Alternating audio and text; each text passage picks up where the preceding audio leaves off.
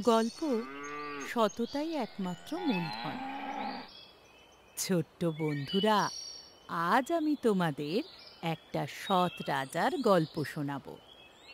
বহুকাল আগে এক রাজ্যে এক রাজা বসবাস করত। রাজা হিসেবে তার সব সুখ থাকলেও তার ছেলেকে নিয়ে সে খুব চিন্তায় ছিল।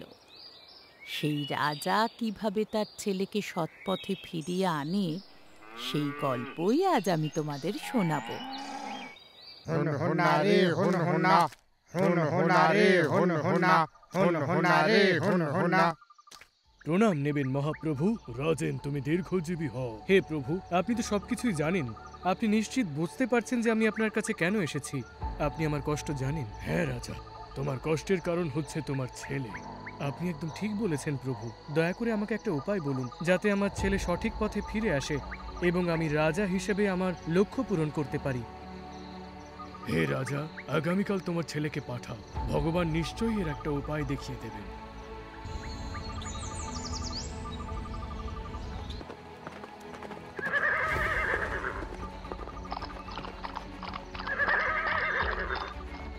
প্রণাম নেবেন প্রভু।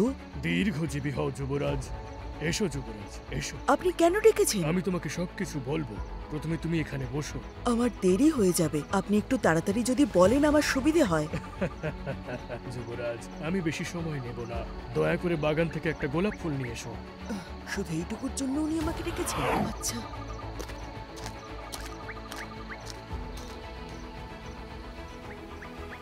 তুমি এটা নাও, আর এর গন্ধ শুকে বলো তোমার কেমন লাগলো। গন্ধ শুকবো?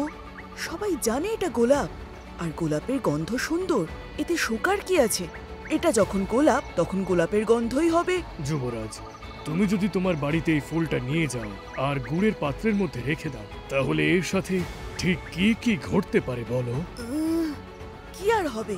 সবাই জানে গোলাপকে যেখানেই রাখা হোক সেখান থেকে গোলাপের গন্ধই বেরোবে। নিজস্ব গন্ধ কখনোই ছেড়ে যায় না। আর যদি তুমি এটা নর্দমায় ফেলে দাও, তাহলে কেমন গন্ধ হবে? মানে এটা নর্দমায় ফেলা হোক বা নর্দমার কাছে রেখে দেওয়া হোক, এটা থেকে গোলাপের গন্ধই বেরোবে।